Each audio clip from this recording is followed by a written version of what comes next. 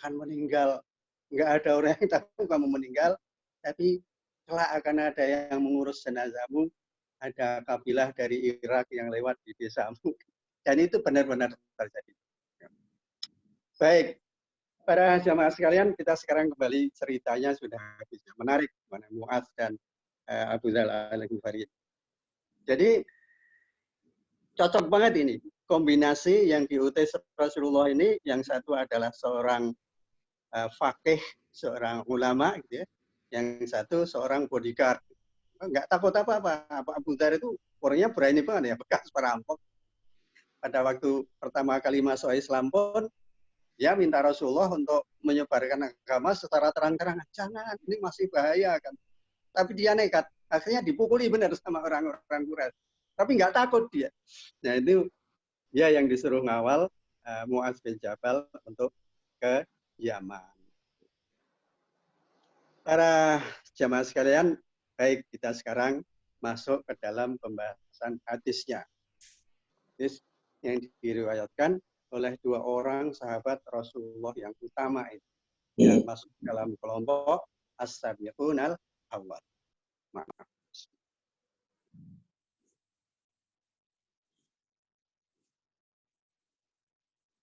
Jadi berasal dari Abu Dzar Al-Ghifari dan Mu'adz bin Jabal radhiyallahu anhuma, Rasulullah mengatakan ketika mau berangkat dibekali oleh dengan tiga hal. Pertama kata Rasulullah, ittaqillaha haitsuma kunta. Nomor satu, ittaqillaha haitsuma kunta. Bertakwalah kepada Allah dimanapun, kapanpun, dan dalam keadaan apapun. Satu. Yang kedua, Rasulullah mengatakan, Ba'at bi'as-sayyi'atil hasanah tamhuha. Artinya, ikutilah perbuatan kesalahanmu atau perbuatan dosamu dengan kebaikan. Niscaya kesalahanmu atau dosamu itu akan dihapus oleh Allah. Jadi kelak kalau kesalahan atau dosa kita itu kita ikuti dengan hasanah, amal kebajikan, insya Allah dihapus, disetip, udah nggak dihisab lagi nanti. Dosa kita udah nggak dihisab lagi. Yang ketiga, dibekali oleh Rasulullah dengan nasihat, wa khaliqin nas bi khuluqil hasan, dan bergaulah dengan manusia dengan akhlak yang baik. Baik, sekarang kita bahas satu persatu. Yang pertama Rasulullah mengatakan, ittaqullaha haitsuma kunta. Bertakwalah kepada Allah dimanapun, kapanpun, dan dalam keadaan apapun kamu berada. Jadi, kenapa dibekali dengan takwa? Karena firman Allah dalam surat At-Talaq itu, Allah mengatakan, berfirman, "Man yattaqillaha yaj'al lahu makhraja wa yarzuqhu min haitsu la yahtasib."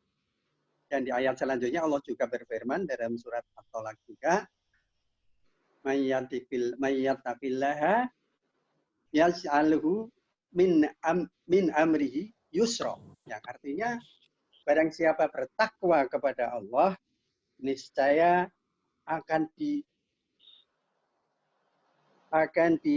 dibuatkan jalan keluar dari semua masalah. Yas'alahu makhraja, akan dibikinkan, akan disediakan, akan dibuatkan jalan keluar bagi semua masalah. Wa yarzuqhu min haitsu la yahtasib, dan Allah akan berikan rezeki dari tempat yang tidak terduga.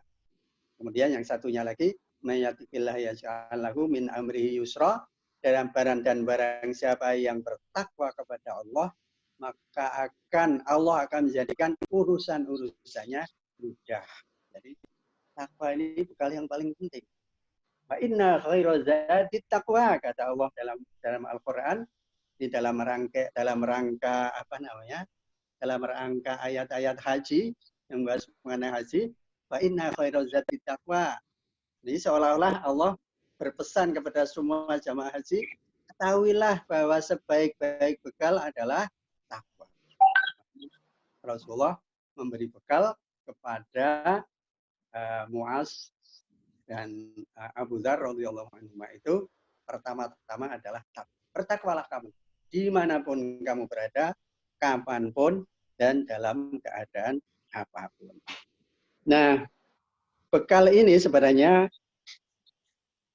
nggak khusus untuk orang yang akan bepergian seperti Abu Dzar dan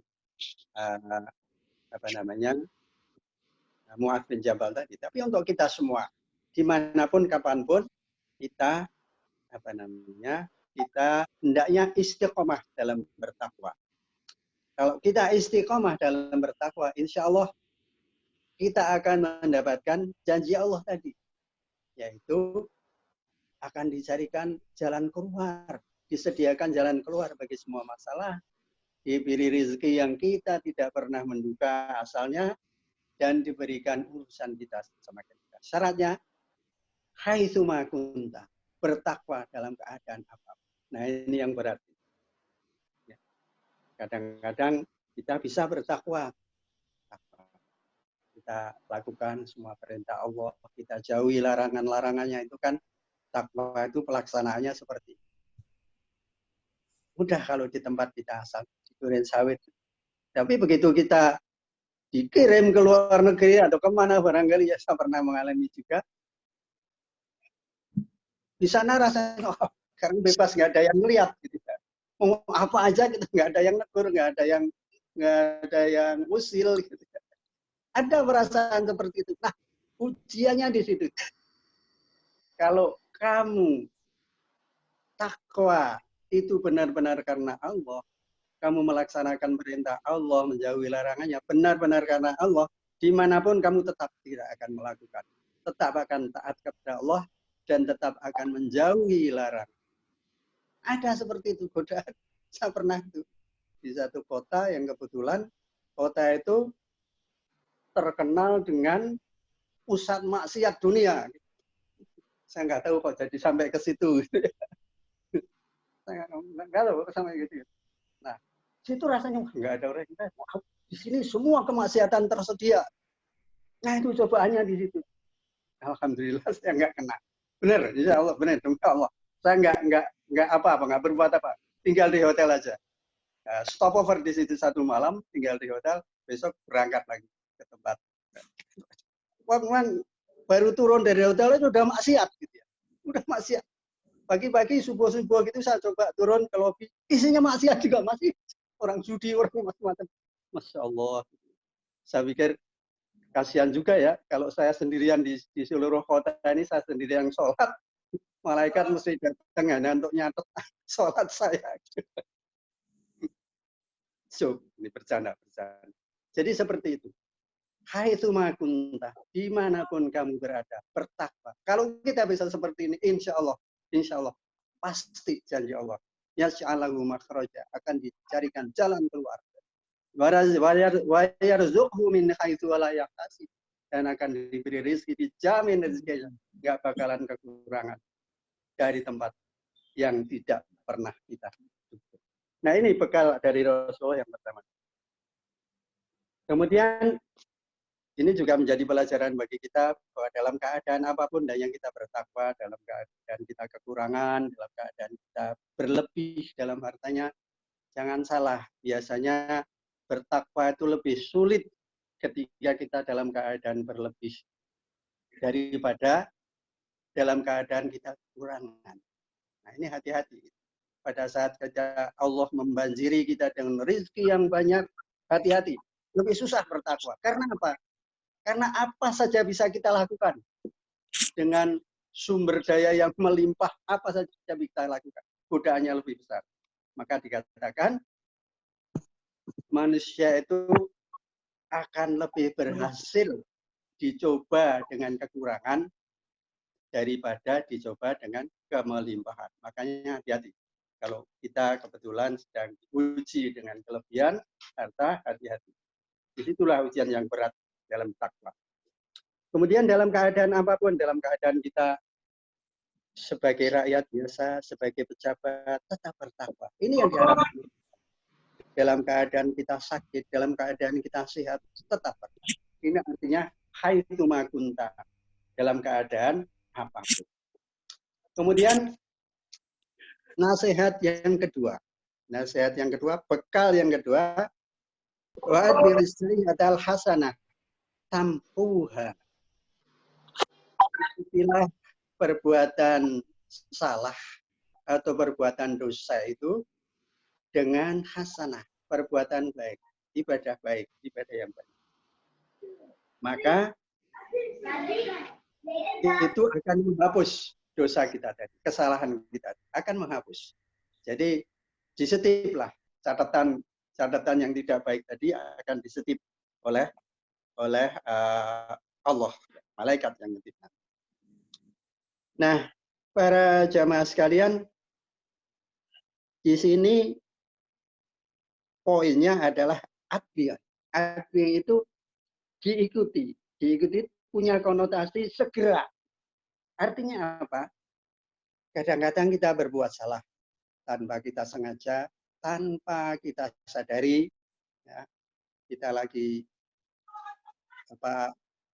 ngeriung sama teman-teman, omong-omong sama teman-teman, nggak terasa, kok kita jadi ngomongin orang gitu, ngomongin orang, jadi ghibah atau gosip.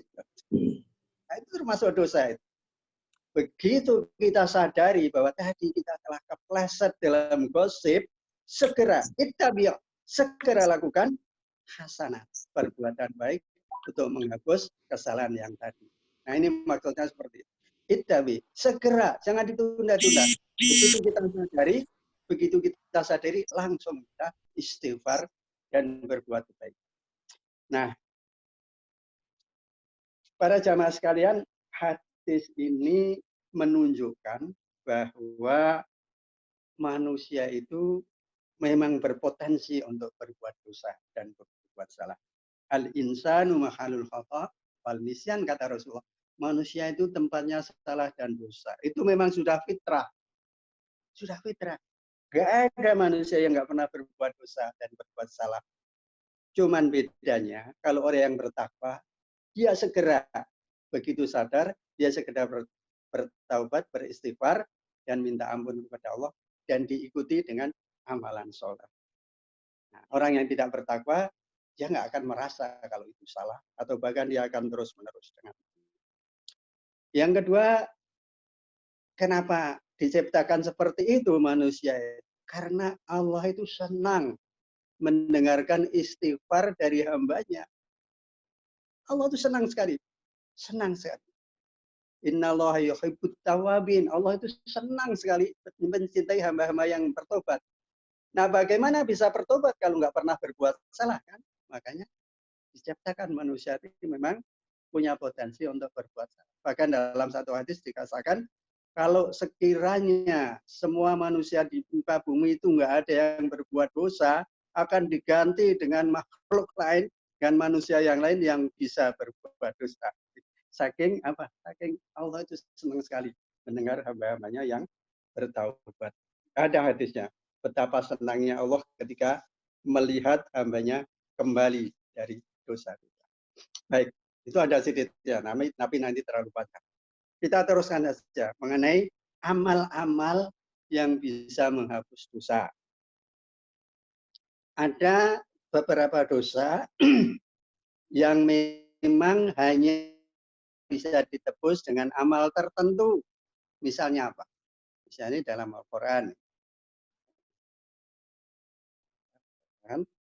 Apabila di bulan Ramadan di siang hari, dia menggauli istrinya atau bercampur suami istri, maka ada kafaratnya.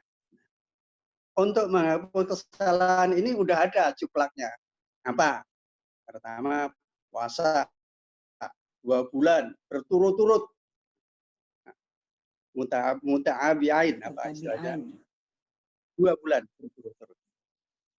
Atau membebaskan budak dulu, sekarang nggak ada budak. Atau memberi makan 60 orang miskin. Nah, ini perbuatan baik yang bisa menghapus dosa ketika kita berhubungan suami istri di siang hari bulan Ramadan. Tentu saja nggak sengaja, karena kenapa gitu ya. Oke, kemudian selain itu ada amal-amal yang dalam hadis dikatakan bisa menghapus dosa. Misalnya apa?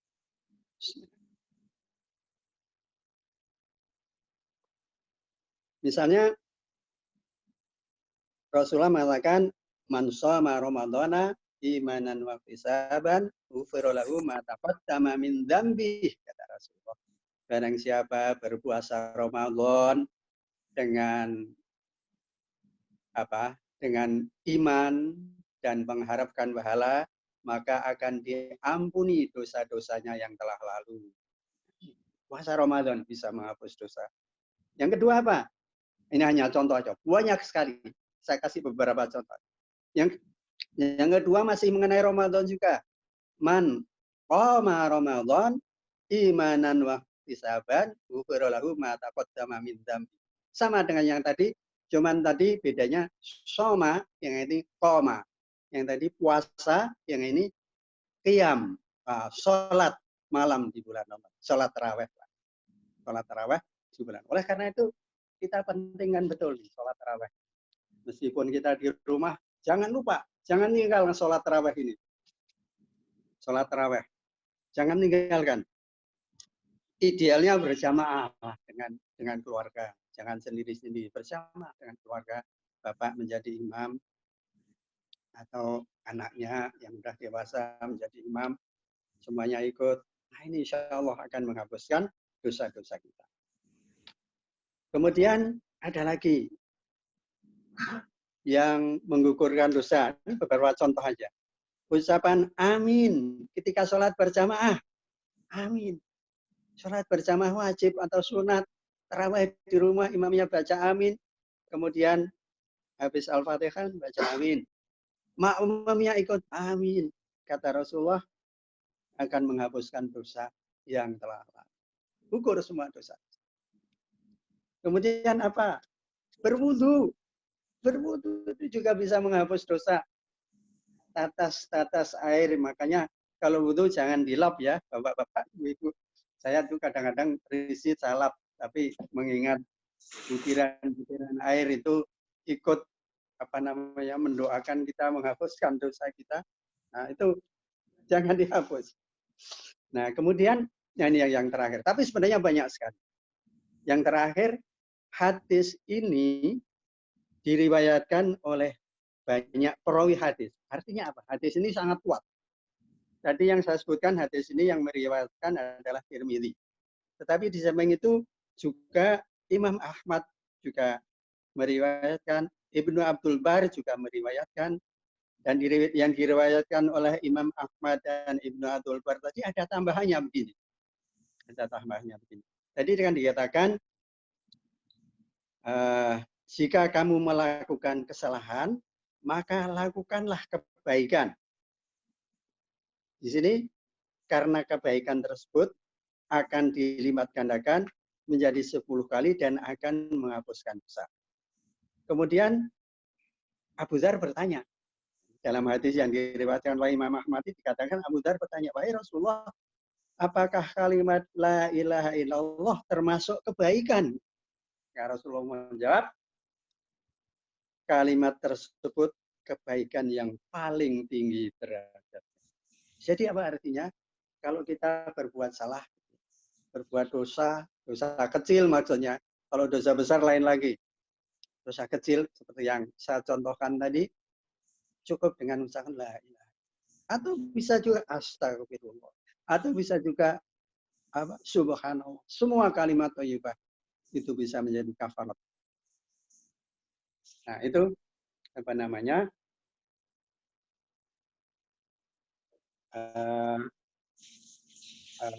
Mengenai mengenai perbuatan baik yang bisa menghapus dosa. Hal ini didasarkan pada firman Allah dalam surat Hud, dikatakan Allah berfirman, innal hasanati yubhidnas sayyi'at. Sungguhnya kebaikan itu akan menghapus keburukan. Innal hasanati yubhidnas sayyi'at. Semua kebaikan akan menghapus kejelekan. Jadi ulama mengatakan semua kebaikan. Karena tadi sudah contoh sana, jadi sedekah juga bisa menghapuskan dosa. Ya.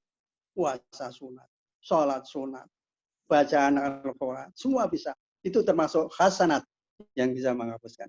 Jadi intinya begini, pesan Rasulullah yang kedua ini, setiap kali kamu menyadari bahwa kamu telah berbuat dosa, segera ikuti, segera istighfar, dan ikuti dengan perbuatan. Apa perbuatan baik? Macam-macam. Semuanya bisa. Ucapan la ilaha illallah bisa, istighfar bisa, ya. Bisa. Dan nah sekarang yang terakhir. Oh ya, ada satu lagi. Kenapa kita harus segera mengikuti dosa dengan kebaikan tadi? Karena kalau tidak segera kita hapus, kata Allah dalam Al-Quran, kalabal rona ala qulubihim ma kanu yaksibun. Dosa itu akan membuat rona, akan buat bintik hitam di hati kita. Makin tidak kita hapus, makin banyak bintik ini akan menghalangi hati kita dari petunjuk Allah. Kita jadi malas beribadah, kita jadi punya perangai yang kasar. Itu karena itu. Dosa kita numpuk, nggak dihapus. Jadi begitu kita sadar, langsung kita istighfar dan perbanyak amalan. Baik, kita lanjutkan dengan pesan Rasulullah yang ketiga. Wa khaliqin nas bi khuluqil hasan, kata Rasulullah. Dan bergaulah dengan manusia dengan akhlak yang baik, dengan perilaku yang baik. Nah, ini dalam misalnya perilaku yang baik yang sangat penting dalam pergaulan itu adalah satu, pemaaf. Nah, ini ada dalam surat Al-A'raf ayat 199 yang katanya khulil afwa wa'mur bil 'urf. Jadilah kamu itu seorang yang pemaaf dan ajaklah kepada yang pemaaf. Kemudian mengenai pemaaf ini juga lebih dari sekedar pemaaf dalam surat Fusilat ayat 34 kata Allah, idfa billati hiya ahsan. Balaslah keburukan dengan kebaikan. Kalau ini kamu lakukan, kata Allah, idfa billati hiya ahsan. Wa idza bainaka wa bainahu atawatun kanahu waliyun hamid. Apabila ini kamu lakukan, niscaya tidak pasti orang yang berbuat tidak baik kepada kamu itu dan kamu balas dengan kebaikan, maka niscaya dia akan menjadi sahabatmu yang baik sekali. Akan dekat, akan sahabat menjadi sahabat, akan berubah menjadi sahabat. Nah, ini pesan-pesan bekal-bekal dari Rasulullah ketika ketika Mu'adz bin Jabal dan Abu Dzar Al-Ghifari radhiyallahu anhu akan diutus ke Yaman untuk melakukan dakwah. Bekal yang sangat penting. Kemudian yang ketiga,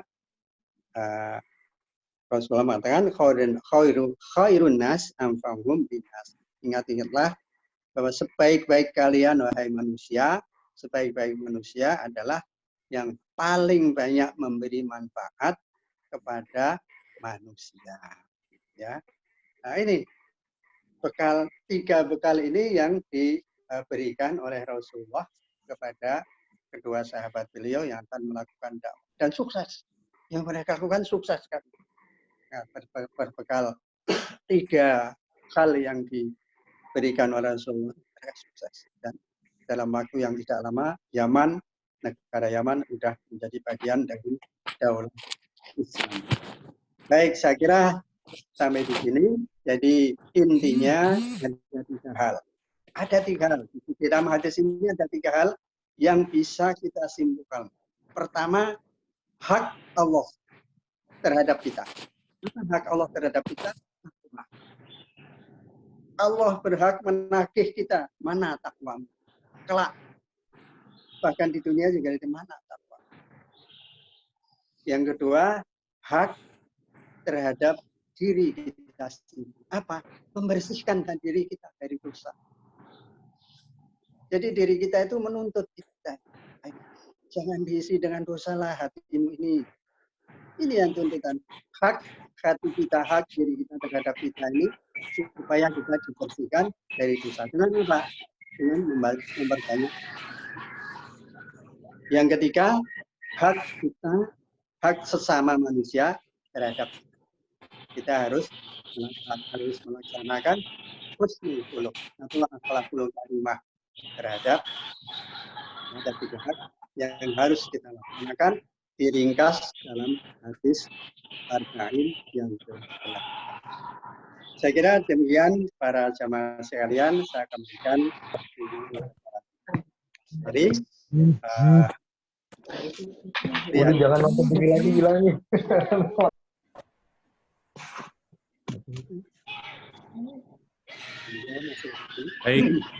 Baik, terima kasih Ustadz.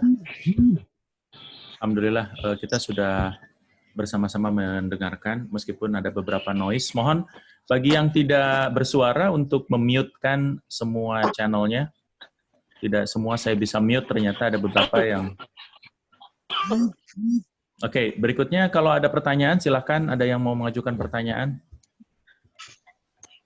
Ada pertanyaan silakan Bapak Ibu. Ya, silakan. Enggak, orang dimatiin videonya. Silakan, ada pertanyaan?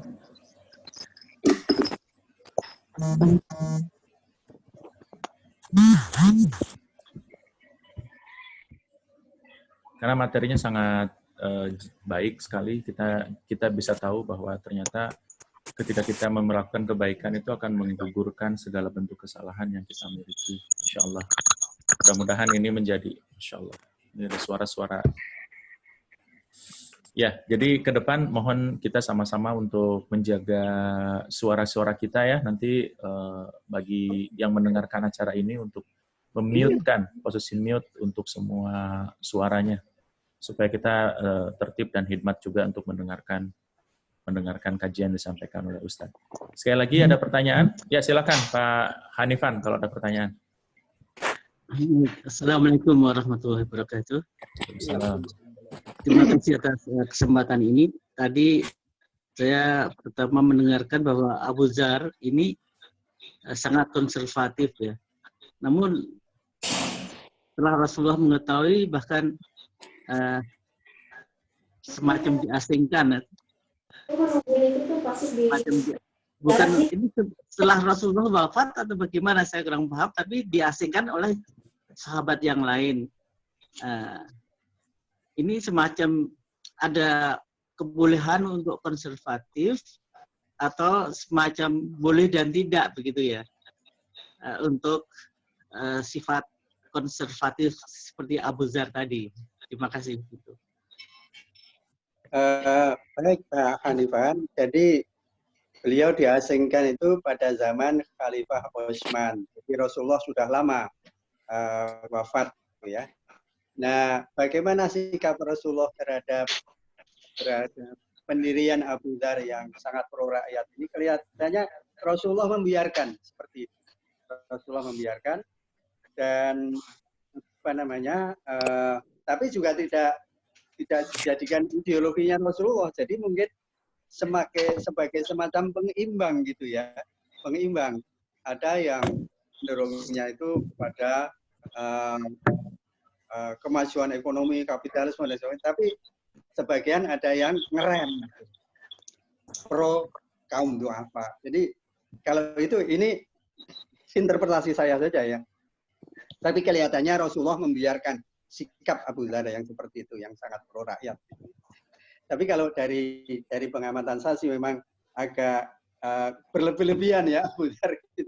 Agak sikap sosialismenya sangat berlebih-lebihan.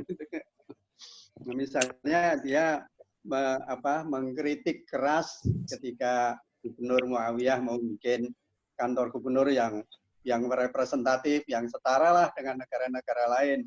Masa kita mau pakai gubuk gajah kantor gubernur? Itu kan wajar gitu ya. Tapi Abu Dhar mengkritik keras, gitu. Mengkritik keras. Ingatlah masih banyak umat kita itu yang dalam keadaan du'afa, dalam keadaan lemah. Gitu. Nah ini mungkin sebagai pengimbang aja ya. Jadi saya kira Rasulullah tidak akan melarang Muawiyah memiliki kantor yang wajar lah, tidak terlalu mewah, tapi wajar lah. Yang namanya kantor gubernur masa gimana gitu ya. Nah, saya kira gitu Pak Hanifan. Jadi Rasulullah membiarkan. Dan itu terjadi lama setelah Rasulullah tidak ada. Dan Abu Dhar itu sangat disegani karena dia senior sekali dalam jajaran Rasulullah, dia senior. Muawiyah aja segen. Nah kalau Utsman nggak segen karena seangkatan dia. Begitu Pak Hanifan. Jadi kalau menurut saya yang seperti itu ada yang selalu mengingatkan pro rakyat itu kan sebagai pengimbang, gitu ya. Tidak dilarang. Baik, terima kasih. Terima kasih Pak Eri, terima kasih Ustaz Solihin. Ya, baik. Semuanya barangkali ada lagi, kalau tidak ada lagi kita akhiri. Ada lagi pertanyaan, ibu-ibu atau bapak, monggo silakan. Baik, kalau tidak ada, saya rasa kesimpulannya sudah saya catat di kolom komen begitu ya. Dan ini semuanya saya rekam, nanti saya coba blast ke grupnya masing-masing. Jazakallah khairan katsira buat Ustadz Solihin yang sudah berkenan menyediakan waktunya buat kita semuanya. Insya Allah seandainya ini bermanfaat buat kita semuanya, kita akan terus kajian ini kita adakan rutin. Mungkin nanti kita detailnya akan dikabarkan oleh Pak Mas Wawan, insya Allah. Terima kasih buat semuanya. Mohon maaf jika ada kesalahan-kesalahan. Bila taufiq wal hidayah. Assalamualaikum warahmatullahi wabarakatuh. Alhamdulillah. Silakan acara bebas sekarang Pak. Jadi mau rutin Pak Hanifan? Ini yang baik, bermanfaat. Lanjut. Baik. Siap. Terima kasih ya, harus rutin. Alhamdulillah. Alhamdulillah Bu. Ya, terima kasih banyak buat semuanya. Assalamualaikum warahmatullahi wabarakatuh. Waalaikumsalam warahmatullahi wabarakatuh.